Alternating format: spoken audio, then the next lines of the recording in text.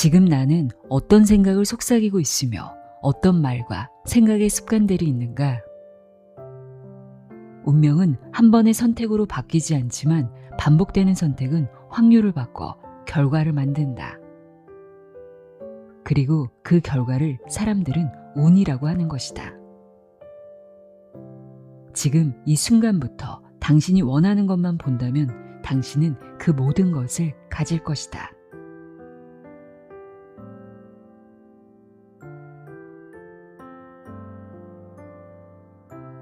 안녕하세요. 나의 소리칠 깔피 소리내어 있다입니다.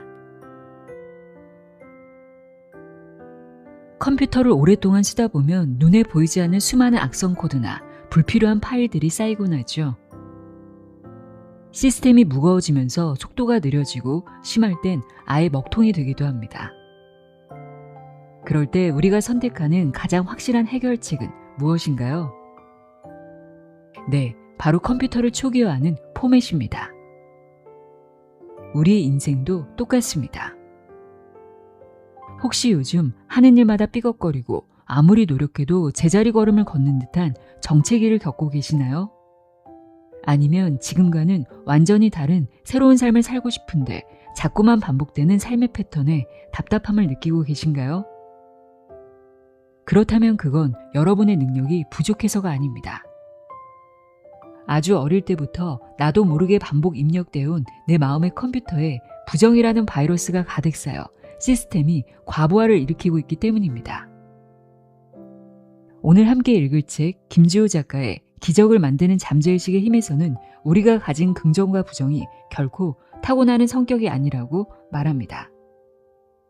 그건 다시 포맷하고 새로 깔 수 있는 잠재의식의 프로그램일 뿐이라는 거죠. 우리의 잠재의식은 옳고 그름을 따지지 않습니다.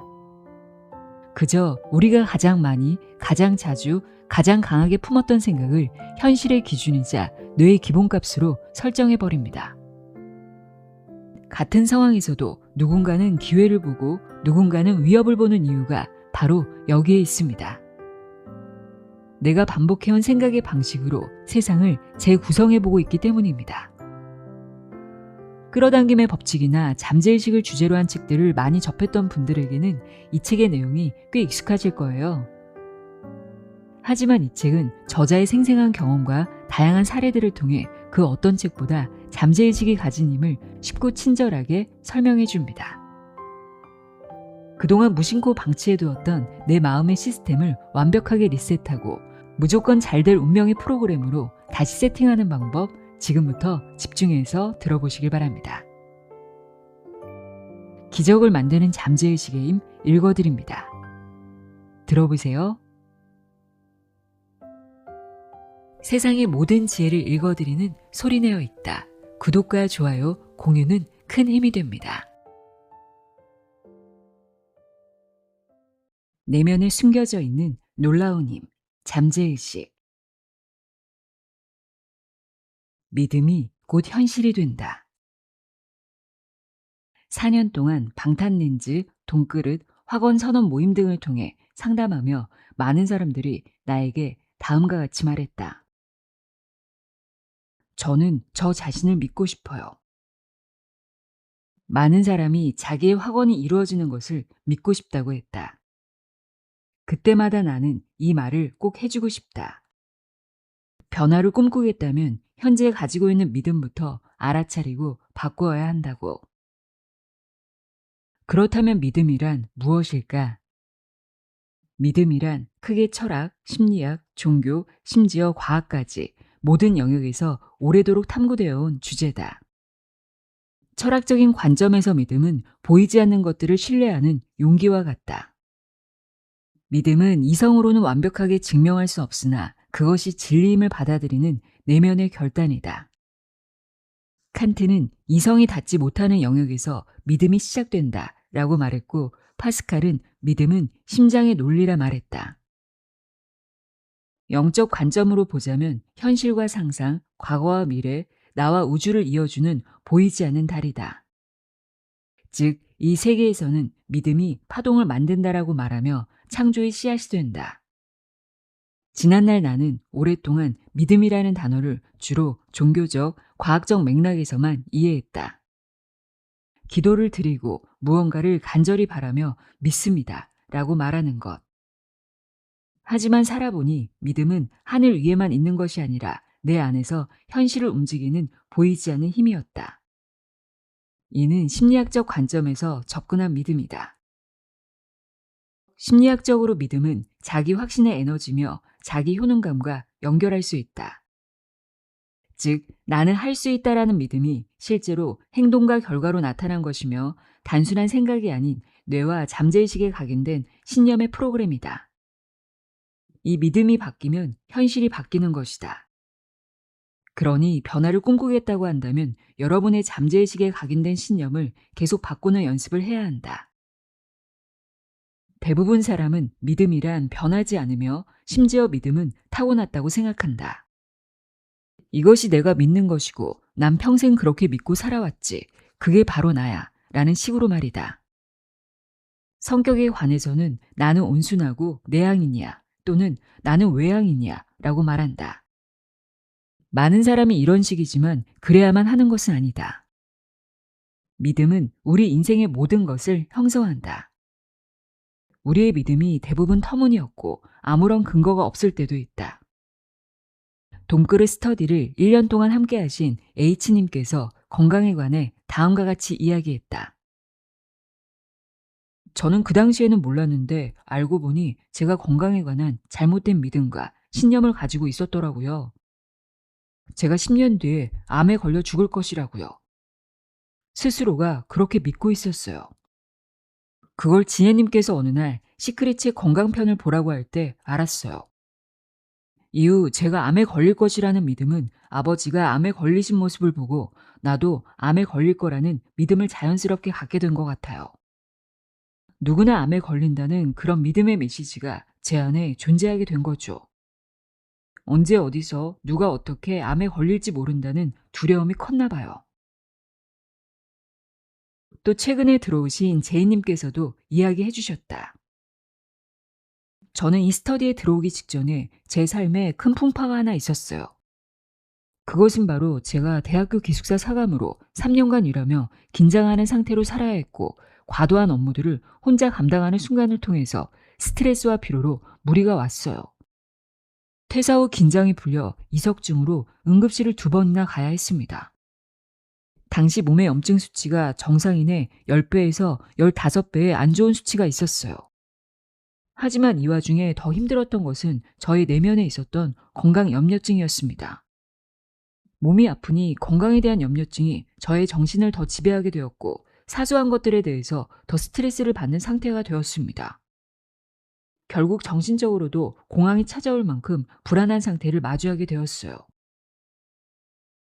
위와 같은 믿음은 나 역시도 오랫동안 살아오면서 깨닫지 못했던 것들이다.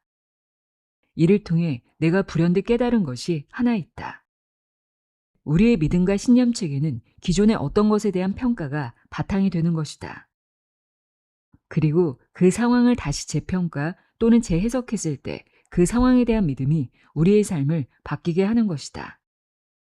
그동안 나는 책을 읽거나 강연을 반복적으로 들으면서 내가 항상 누구인지를 재평가했다. 반복적으로 같은 이야기를 들으면서도 나 자신을 계속 재해석하고 재평가를 해왔다. 불과 지난 24년까지만 해도 나는 애정결핍이 많은 사람이며 사랑받지 못하고 자라왔다는 믿음이 깊숙하게 있었다. 또한 내가 쓸모없는 사람이며 내 과거로 인해 미래도 보잘것없을 거라는 생각을 10대, 20대 후반까지 하며 살아왔다.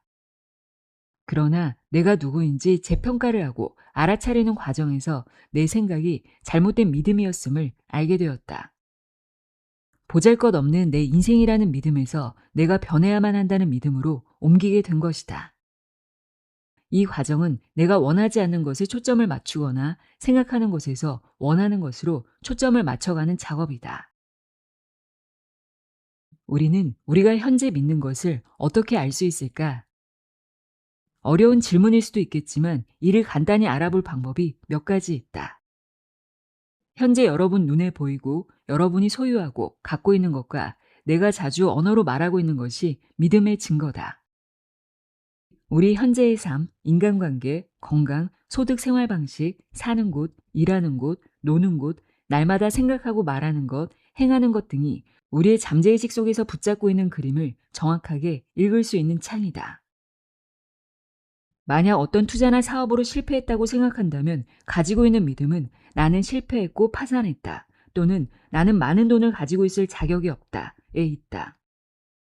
여러분이 스트레스를 받고 있고 여유 시간이 없다고 생각한다면 여러분의 믿음은 나에게는 시간이 없다, 시간이 부족하다 라는 믿음에 있다. 여러분의 인생이 어느 정도 성공하였지만 진정으로 원하는 것을 할 수 있을 만큼 시간과 돈이 충분하지 않다면 여러분이 가지고 있는 믿음은 어떤 것일까? 나에게는 도무지 충분한 게 없다, 이다. 그런데 이러한 상황에서 여러분이 맞아, 나는 충분한 것이 없어. 그러나 언젠가는 머지않아 나에게도 여유가 생길 거야 라고 생각한다면 미안하지만 여기에 큰 오류가 있다. 무의식은 과거와 미래는 존재하지 않고 오로지 지금 이 순간의 현재만이 존재하기 때문이다. 무의식적 뇌는 언젠가라고 말했던 것을 미래의 굴레 어딘가로 가둘 것이며 우리는 영원히 잠자는 동굴 속에 갇혀있는 화석으로 만들 수 있다. 그렇게 가장 중요한 것은 언제나 현재 내가 어떤 믿음을 가졌는지를 알아차리는 것이다. 항상 기억해야 한다. 당신의 믿음이나 믿고 있는 무언가가 곧 현실이 될 거라는 것을. 삶에서 긍정과 부정을 결정하는 잠재의식. 삶은 단순하다. 우리 삶을 이루고 있는 것은 오직 두 가지, 긍정적인 것과 부정적인 것뿐이다. 건강이든 돈이든 인간관계든 일이든 행복이든 삶의 각 영역은 긍정적인 것이 아니면 부정적이다. 우리의 삶은 돈이 많을 수도 있고 부족할 수도 있다. 또는 건강할 수도 있고 건강에 자신이 없을 수도 있다. 우리의 인간관계는 행복할 수도 있고 힘들 수도 있다. 일은 때론 신나 잘 풀릴 수도 있고 잘 풀리지 않을 수도 있다. 우리는 행복감으로 가득할 수도 있고 오랫동안 불행으로 기분이 좋지 않을 수도 있다.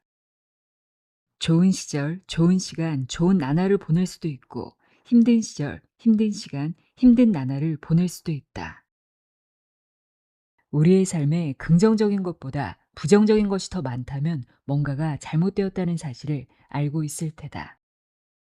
잠재의식의 법칙은 보편적인 관점에서 이렇게 말한다. 좋은 것은 좋은 것을 끌어당기고 부정적인 것은 부정적인 것을 끌어당긴다고. 이 말을 우리 삶의 단순한 관점으로 옮기면 우리는 주는 대로 받는다는 것이다. 우리는 살아가면서 무엇을 주든 살아가면서 그대로 돌려받는다. 무엇을 주든 잠재의식의 법칙에 따라 그것이 우리에게 그대로 결정된다. 주는 작용은 받는 반작용을 만들어낸다. 우리가 준 것과 똑같은 것을 그대로 돌려받는다. 우리가 살아오면서 무엇을 주었든 그것은 반드시 우리에게 돌아온다. 이는 우주의 물리학이며 수학이다. 긍정성을 주면 긍정성을 그대로 돌려받는다. 반대로 부정성을 주면 부정적인 것으로 가득한 삶을 그대로 돌려받는다. 어떻게 해서 긍정성이나 부정성을 주게 되는 걸까? 우리가 가진 생각과 느낌을 통해 이루어진다. 우리는 어느 순간에든 긍정적인 생각을 내보내거나 부정적인 생각을 내보내고 있다. 그것이 긍정적인 생각 또는 느낌인지 아니면 부정적인 생각 또는 느낌인지에 따라 우리가 살아가면서 무엇을 돌려받을지 정해진다. 우리 삶의 매 순간을 구성하는 모든 사람, 상황, 모든 사건은 우리가 내보낸 생각과 느낌을 통해 우리에게 끌려온다. 삶의 일들은 그냥 일어나지 않는다. 우리가 무엇을 내보냈는지에 따라 삶은 모든 것을 돌려받는다. 이와 같은 나의 사례 하나를 들어보겠다. 신혼초 나는 남편과 이혼의 위기가 있었다. 그때를 떠올려 보면 내가 남편에게 보냈던 부정적인 메시지로 인하여 위기를 맞이했던 것임을 깨닫는다. 남편과 내가 결혼했을 당시 나는 남편의 덕을 보고 살겠다는 마음이 컸다. 정확하게 말하자면 결혼을 통해 배우자의 덕만 보려고 했다. 비정규직 기간제 교사인 내가 대기업 일반 직장인 남편의 월급을 받아먹고만 살 생각을 했으니 말이다. 결혼식이 끝난 저녁 남편은 우울해지기 시작했고 결혼하니 모든 것이 걱정되고 두렵다고 했다. 이 말을 들은 순간 나는 모든 것이 다 깨져버려 남편에게 크게 화를 내기도 했다. 위로해주기는커녕 겁이 많은 남자와 결혼한 내가 잘못이라는 생각으로 부정적인 생각이 올라왔다. 결혼 후 2개월 동안 손해볼 마음은 눈곱도 없고 배우자에게 덕을 줄 마음도 없어 이런저런 작은 상황에 대해 화도 내고 불만을 표하기도 했었다. 매일매일 이혼하자고 했다. 그러던 어느 날 남편이 스님의 주례사라는 책을 선물로 주었지만 모든 게 와닿지 않았으나 한 부분이 뇌리에 꽂혔다. 어떻게 하면 덕 좀 볼까 하는 마음입니다. 손해볼 마음은 눈꽃만큼도 없습니다. 여러분 자신을 바꾸기가 쉬운가요? 어려워요? 어렵습니다. 자신도 못 고치면서 어떻게 저 인간을 고쳐요?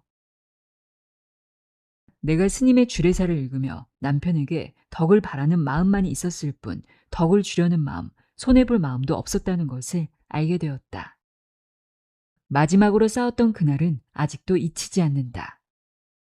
왜냐하면 우리 둘 다 모두 펑펑 울었기 때문이다. 2026년 학원 선언 모임을 연 지 어느덧 4년. 그 시간 동안 나는 2,000명이 넘는 사람들을 만나 곧 3,000명이 되는 사람들을 만나는 여정에 있다. 상담에 오며 분명한 사실 하나는 같은 사건과 같은 상황을 겪고 있어도 사람들은 각각 전혀 다른 생각과 다른 세계에 살고 있다는 것이다. 누군가는 같은 실패 앞에서 역시 나는 안 되는 사람이에요 라고 말했고 누군가는 이번엔 방향이 아니었을 뿐이에요 라고 말했다. 또 누군가는 다음에는 가능할 것 같아요 라고 말을 하며 사람들은 자기만의 삶에서 긍정과 부정을 결정하며 살고 있었다. 하나의 상처를 경험할 때도 마찬가지였다. 누군가는 하나의 사건으로 몇 년 동안을 움츠러들었고 누군가는 오히려 자신을 더 깊이 이해하게 되었다고 말했다. 이렇게 말하는 것에 대한 차이는 집안 형편, 학벌, 능력도, 나이, 직업, 성별, 노력도 아니었다. 그들의 말과 마음속에는 늘 이미 정해진 결론이 숨어 있었을 뿐이다. 같은 일을 겪고도 누군가는 그 사건을 통해 삶의 디딤돌로 삼고 누군가는 평생의 족쇄로 만든다. 도대체 무엇이 이 차이를 만들어냈을까? 내가 알게 된 답은 눈에 보이지 않는 잠재의식과 유전적으로 프로그래밍 된 채 살게 된 인간의 원시적인 본능에 있었다. 특히 인간의 뇌 영역과 관련되어 있다. 사람들은 종종 말한다. 저 사람은 원래 타고나길 저렇게 태어난 걸 거야. 그건 그 사람만이 가능한 거야. 사람들은 나에게 말한다.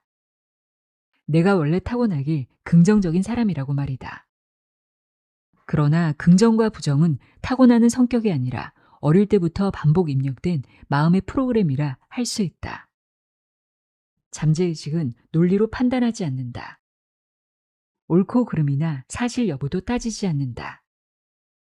그저 가장 많이, 가장 자주, 가장 강하게 입력된 것을 현실의 기준으로 삼는다. 조심해야 해. 세상은 위험해. 돈은 힘들게 버는 거야. 행복은 잠깐이야. 아직도 부족해. 위와 같은 말들이 반복될수록 잠재의식은 이것이 이 사람의 세계구나 라고 결론을 내린다. 그리고 이 세계에 맞는 현실을 조용히 그리고 집요하게 끌어온다. 그러니 스스로 평상시에 긍정의 생각을 자주 하는지 부정의 생각을 자주 하는지 고민해보자. 불을 끌어당기는 내면의 보물창고. 사람들은 종종 불을 바깥에서 찾는다. 더 좋은 정보와 기회, 많은 인맥 속에 답이 있을 거라고. 그러나 최근 3,000명이 다 되어가는 사람들을 만나며 확신하게 된 한 가지는 부는 이미 내 안에 저장되어 있다는 사실이다. 다만 내 안에 보물창고 문을 여는 방법을 잊고 살아갈 뿐이다. 조셉 머피의 잠재의식의 힘 책에서는 다음과 같이 말한다. 마음이 원하는 것의 답을 내면에서 살펴보라. 보물창고는 우리 내면에 있다. 우리는 손을 뻗기만 해도 무한한 부가 펼쳐져 있고 잡을 수 있다. 부를 끌어당기기 위해 여러분이 해야 할 일은 마음의 눈을 크게 뜨고 내면에 있는 무한한 보물창고를 들여다보는 일이다. 그러나 사람들은 무한한 지성과 끝없는 사랑이 넘치는 보물창고가 내면에 있다는 걸 알지 못한다. 또한 자기 자신에게 어떤 잠재력이 있는지도 알지 못한다. 왜일까? 우리는 학교에서 단 한 번도 내면을 탐구하는 법, 잠재의식을 사용하는 법, 이미 가진 것을 깨우치는 법을 배우지 못했기 때문이다. 그래서 사람들은 늘 부족하다고 느끼며 밖을 향해 달려간다. 하지만 여러분이 밖을 향하던 시선을 거두고 안으로 들어가는 순간 부는 더 이상 좇아야 할 대상이 아닌 나 자신이 깨어나기만 하면 되는 상태가 되는 것이다. 이를 양자 역학적 관점에서 해석하자면 다음과 같다. 무언가를 새로 만들어내는 일이 아니라 이미 존재하던 가능성의 파동을 관측, 관찰하는 상태로 전환하는 것. 양자역학에서 입자는 고정된 실체가 아니다. 관측되기 전까지는 확률과 가능성 파동의 상태로 존재한다. 이것이 바로 양자 물리학 분야에서 최고의 권위를 자랑하는 이스라엘의 와이즈만 가학원이 1998년에 실시한 이중슬릿 실험이다. 눈에 보이는 것이든 보이지 않는 것이든 만물은 모두 원자보다 더 작은 구성물질인 양자로 이루어져 있다. 양자의 미립자들은 사람들이 어떤 마음으로 자기를 바라보는지에 따라 언제나 컴퓨터처럼 정확하게 읽고 거기에 맞춰 변화한다. 한 실험자가 양자의 미립자를 알갱이처럼 쳐다보면 알갱이와 같은 모습으로 되어 있다. 반면 쳐다보지 않을 때 물결의 파동처럼 움직이고 있다. 즉, 양자 역학의 핵심 개념 중 하나는 관찰자 효과인데 관측이 일어나는 순간 파동은 하나의 상태로 수렴이 된다는 것이다. 김상훈의 와칭에서는 관찰자 효과를 다음과 같이 이야기하고 있다. 실험자가 미립자를 입자라고 생각하고 바라보면 입자의 모습이 나타나고 물결로 생각하고 바라보면 물결의 모습이 나타나는 현상을 양자 물리학자들은 관찰자 효과라고 부른다. 이것이 만물을 창조하는 우주의 가장 핵심적인 원리다. 다시 말해 미립자는 눈에 안 보이는 물결로 우주에 존재하다가 내가 어떤 의도를 품고 바라보는 그 순간 돌연 눈에 보이는 현실로 모습을 드러내는 것이다. 그래서 양자 물리학자 올프 박사는 관찰자 효과를 신이 부리는 요술이라고 부르고 미립자들이 가득한 우주 공간을 신의 마음이라고 일컫는다. 위의 내용을 내면의 언어로 변경하면 이렇게 된다. 내가 나를 어떤 존재로 인식하느냐, 내가 어떤 상태를 당연한 나의 기준으로 삼느냐. 이것이 관측이다. 만약 나는 늘 부족해 라고 스스로 인식하는 순간 의식은 그 상태를 관측하고 현실은 그 관측값에 맞게 수렴하게 된다. 반대로 나는 이미 충분하고 받아도 되는 사람이라는 인식이 기준이 되는 순간 현실은 그 상태에 맞는 선택과 기회에 사람을 끌어당긴다. 그러므로 깨어난다는 것은 궁극적으로 자신이 부족한 존재라는 관측에서 벗어나 이미 풍요로운 상태임을 관측하는 존재로 이동하는 것이다. 자석은 자신의 무게보다 12배 무거운 물체도 들어올릴 수 있다. 하지만 자성을 잃으면 가벼운 깃털조차 들어올릴 수 없다. 사람도 마찬가지로 두 부류가 있다. 자성이 있는 사람은 자신감과 믿음으로 가득 차 있다. 그러나 대부분의 사람은 자성을 잃고 두려움과 의심으로 살아간다. 잠재의식은 우리가 태어나면서부터 축적해온 신념의 저장소다. 어린 시절 들었던 말, 반복적으로 경험한 감정, 무의식 중 받아들인 가치관들이 차곡차곡 쌓여 있다. 돈은 어렵게 버는 거야. 나는 늘 부족해. 부자는 특별한 사람만이 가능한 거야. 실패하면 어떡하지? 남들의 비웃음만 살 거야. 위와 같은 문장들은 시간이 지나 의식에서 사라진 듯 보여도 잠재의식의 깊은 곳에서는 여전히 작동하고 있다. 이렇게 되면 사람은 자성을 잃고 두려움과 의심으로 가득 찬 삶을 살아간다. 시대를 초월하는 비밀을 발견하고 일상생활에 적용해보자. 그러면 당신도 자성을 띤 사람이 될 수 있다.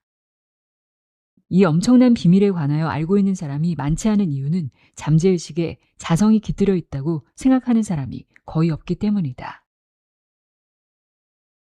우리는 이미 잠재의식의 힘을 가지고 있으나 그 힘을 어떻게 사용해야 하는지는 배워야 한다.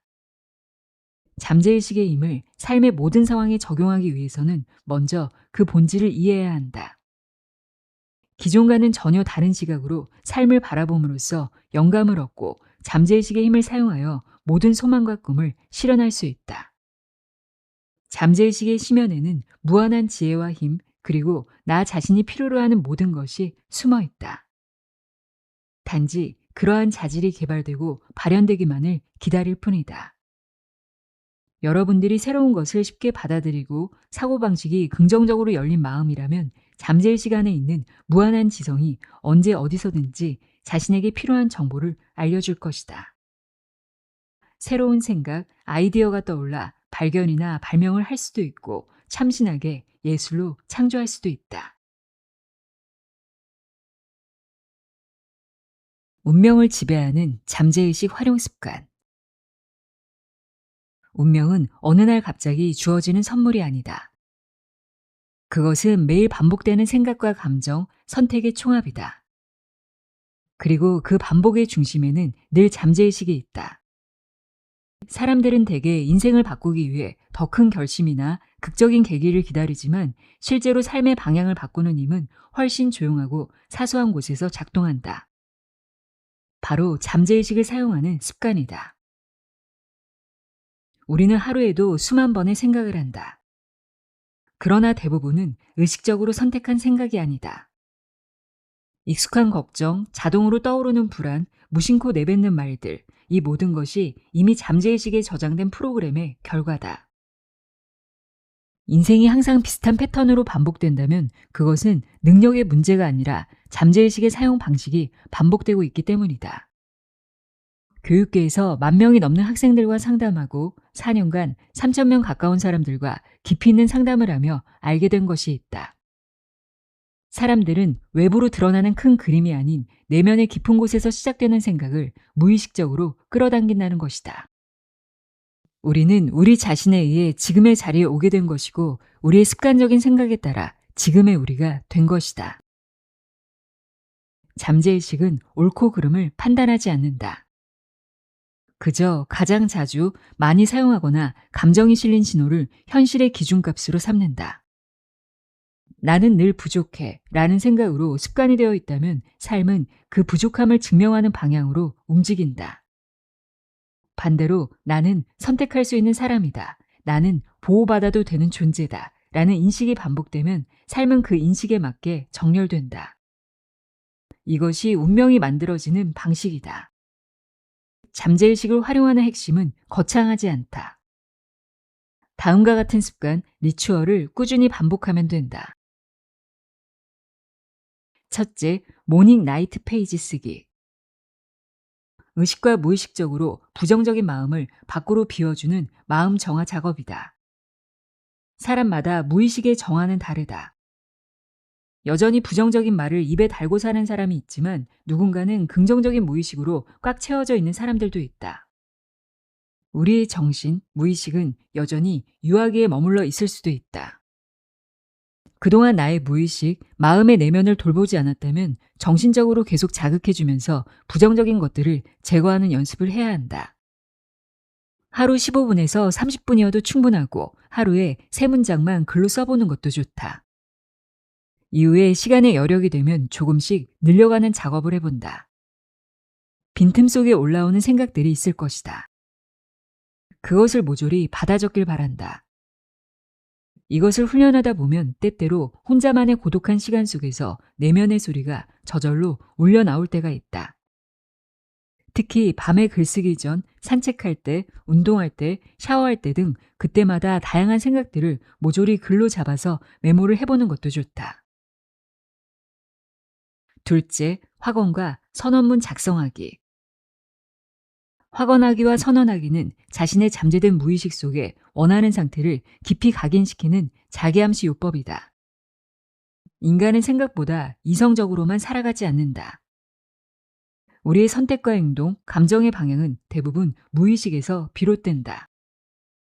확언과 선언은 바로 이 무의식의 언어로 자신에게 말을 거는 가장 단순하면서도 강력한 방법이다. 자기암시 요법을 체계화한 인물은 프랑스의 심리학자이자 약사였던 에밀 쿠에다. 오늘날 널리 알려진 플라시보 효과 역시 그의 이론에서 출발했다. 플라시보 효과란 실제로는 아무 효능이 없는 약을 진짜 약이라고 믿고 복용했을 때 환자의 상태가 실제로 호전되는 현상을 말한다. 믿음 하나가 뭔가 삶의 반응을 바꿔놓는 것이다. 에밀 쿠에는 매일 스스로에게 이 문장을 반복하라고 권했다. 나는 날마다 모든 면에서 점점 더 나아지고 있다. 이 한 문장은 단순하지만 무의식이 가장 잘 받아들이는 형태의 언어를 담고 있다. 지금 이 순간의 나를 부정하지 않으면서도 자연스럽게 더 나은 방향으로 나아가도록 설계된 문장이다. 확언과 선언은 비슷해 보이지만 분명히 다르다. 이 둘을 구분하지 않으면 지속하기 어렵다.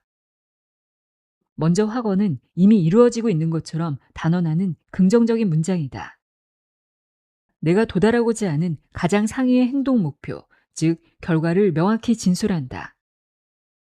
예를 들어 2025년 나의 부수입은 월 100만 원이다. 혹은 2025년 나는 유튜브 구독자 10,000명을 달성한다. 와 같은 문장이 이에 해당한다.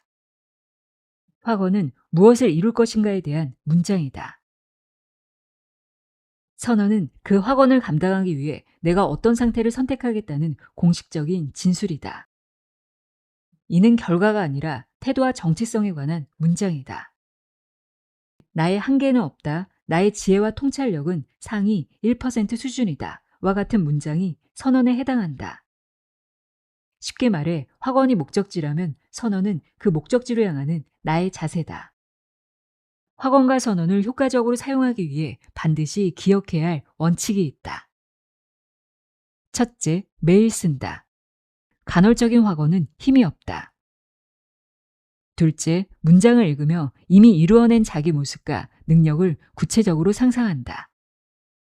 셋째, 작성한 내용을 소리내어 읽고 가능하다면 녹음해 자주 듣는다.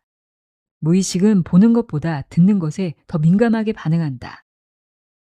넷째, 의심하지 않는다. 의심은 확언의 작동을 멈추게 하는 가장 강력한 방해 요소다. 확언과 선언을 대하는 마음가짐 또한 중요하다. 무엇보다 나는 잘 될 수 있다가 아니라 나는 잘 된다 라는 믿음이 필요하다. 또한 크고 대단한 결과가 아니더라도 오늘의 작은 변화와 사소한 진전에 감사할 수 있어야 한다. 남과 비교하지 않는 태도 역시 필수다. 타인의 확언과 나의 확언을 비교하는 순간 나의 속도와 리듬은 무너진다. 마지막으로 과거의 감정을 오늘의 현재와 미래에 대입하지 않는 마음이 중요하다. 과거의 실패와 상처는 오늘의 나를 설명할 수는 있어도 내일의 나를 결정하진 않는다. 이제 처음 확언을 시작하는 분들에게 꼭 전하고 싶은 이야기가 있다. 지난 몇 년간 이 모임을 직접 운영하며 관찰한 결과 확언을 중간에 포기하는 사람들에게는 분명한 공통점이 있었다. 가장 큰 이유는 비교였다. 왜 나는 아직 이 정도일까? 라는 생각이 고개를 들기 시작하면 확언은 의무가 되고 부담이 된다. 그 다음 이유는 부정적인 감정의 밀려옴이다. 확언을 쓰다 보면 자신이 생각보다 많은 부정적인 감정과 자기 비하, 검열을 품고 살아왔다는 사실을 마주하게 된다. 이 과정은 불편하지만 자연스럽다. 그러나 이 불편함을 잘못되고 있는 신호로 오해할 때 사람들은 확언 쓰기를 멈췄다. 확언이 흔들리는 또 다른 경우는 현실과 이상 사이의 간극이 너무 클 때다. 시작한 지 얼마 되지 않았는데 목표가 현실을 훌쩍 뛰어넘으면 무의식은 이를 위협으로 인식한다. 그 결과 불안과 두려움, 자기 부정이 올라온다. 특히 자기 비하 성향이 있는 사람일수록 이 반응은 더 강하다. 그래서 처음부터 너무 큰 목표를 설정하지 않기를 권한다. 또 하나 중요한 점은 행동이다. 학원은 쓰고 있지만 그에 맞는 행동이 전혀 없을 때 사람은 무의식적으로 자기 자신에게 죄책감을 느낀다. 그러면 학원을 쓰는 일 자체가 부담되고 어느 순간 멀어지게 된다. 학원은 행동과 분리될 수 없다. 아무리 작은 행동이라도 반드시 동반되어야 한다. 그래서 나는 학원을 단계적으로 작성할 것을 권한다. 지금의 현실에서 1, 2개월 안에 조금 더 노력하면 도달할 수 있는 결과를 먼저 학원으로 적는다. 그 다음으로 6개월 이내에 이룰 수 있는 학원, 1년 안에 실현할 수 있는 학원을 차례로 쌓아간다.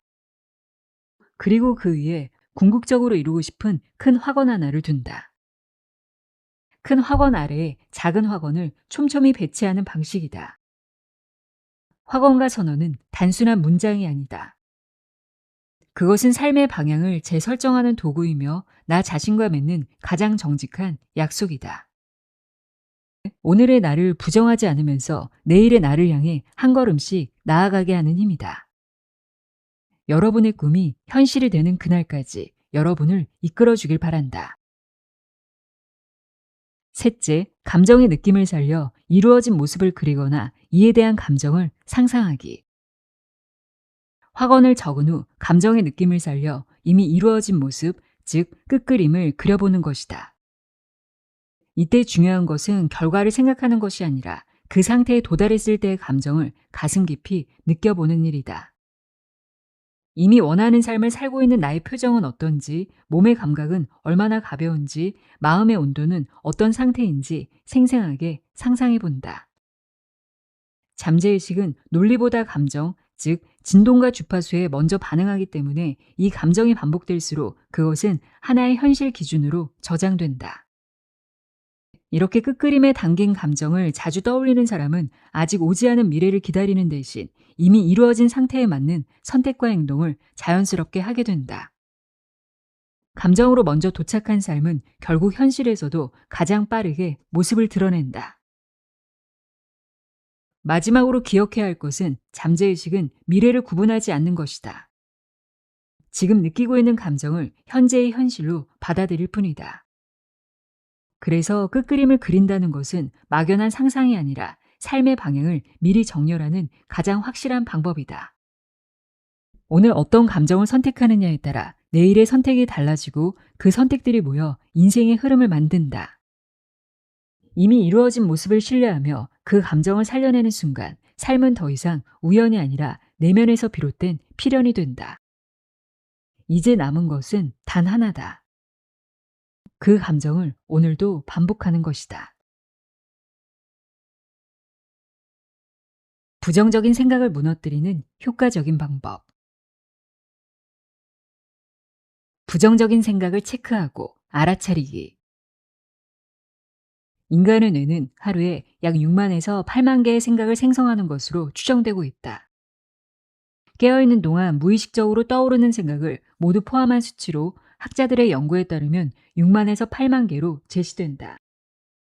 이 중에서 70에서 80%가 자동으로 부정적인 생각을 하고 있다고 했다.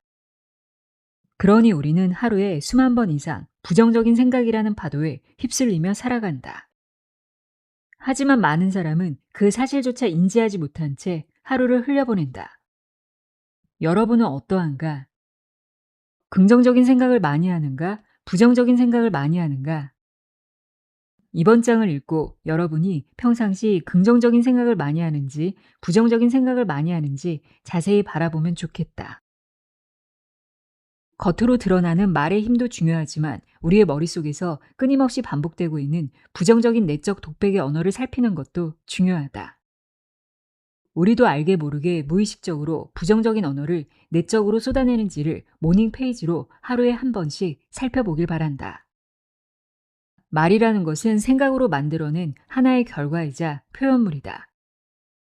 우리가 입으로 자주 내뱉는 문장은 이미 마음속에서 수십 번, 수천 번 되뇌어졌다는 뜻이기도 하다. 언어는 생각의 잉크다. 입 밖으로 나온 말을 들으면 내가 어떤 생각을 하고 있는지 선명하게 드러나기 때문이다. 그래서 하루를 되돌아보며 아래와 같이 적어보면 좋다. 오늘 내가 가장 많이 사용한 말은 무엇이었는가? 혹은 한 달 동안 가장 많이 사용한 말은 무엇이었는가?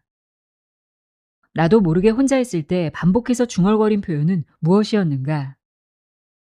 그 말들은 나를 지지하는 말이었는가? 나를 약하게 하는 말이었는가? 위의 질문에 관하여 솔직하게 답을 적어보면 자기 안에서 어떤 생각의 흐름이 작동하고 있는지를 자연스럽게 알아차릴 수 있다. 그리고 언어의 패턴을 알아차리는 순간 부정적인 생각의 뿌리를 관찰할 수 있다. 말은 곧 우리 삶의 방향을 만든다. 특히 무의식적으로 말하는 것들은 방향과 생각을 정한다.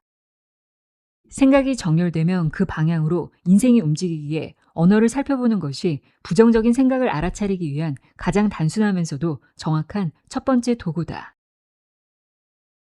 다음으로 언어보다 부정적인 것을 더 빨리 느낄 때는 온몸에서 느껴지는 감정의 신호다.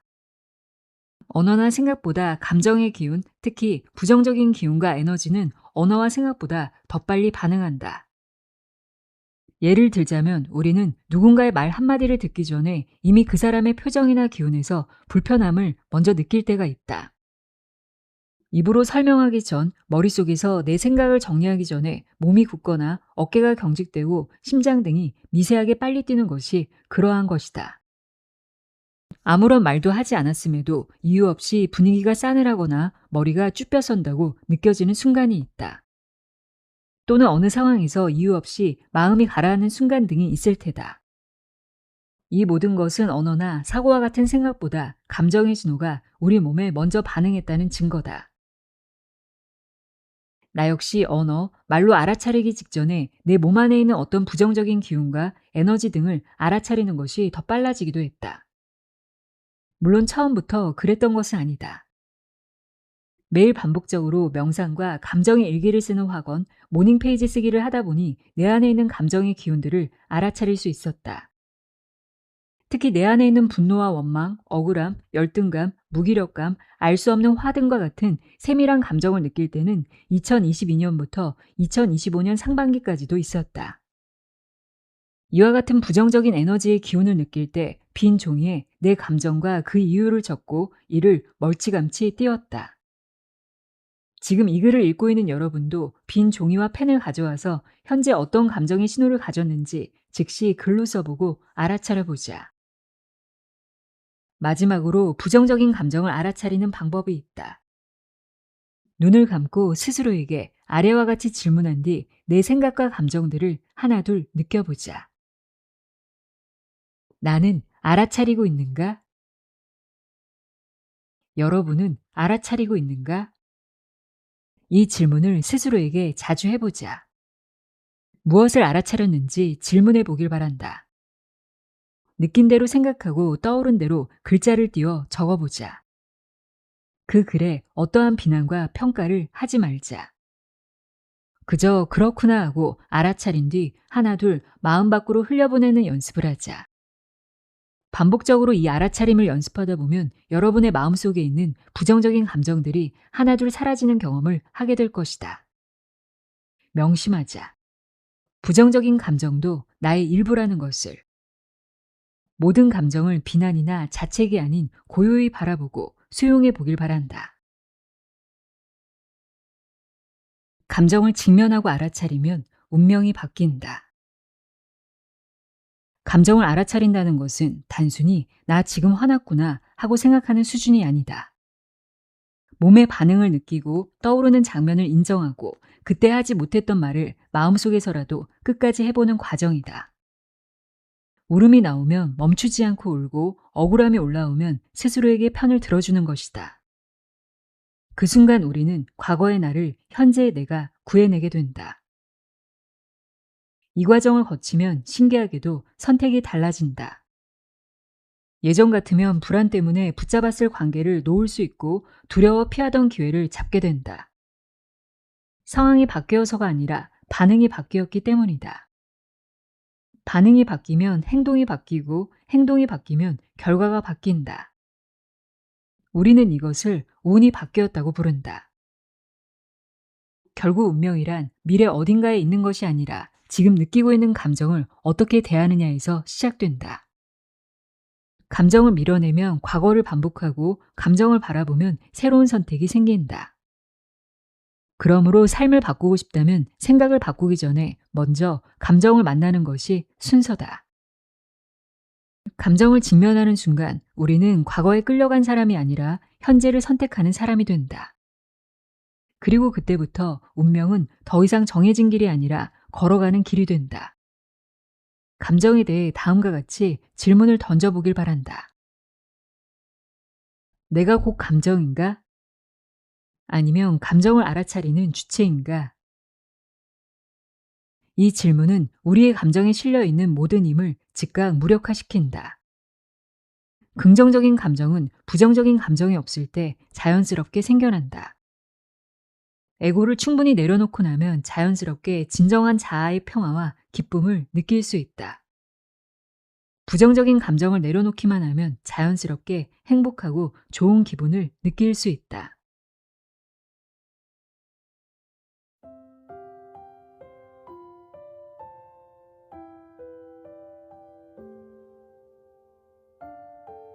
기적을 만드는 잠재의식의 힘 읽어드렸습니다.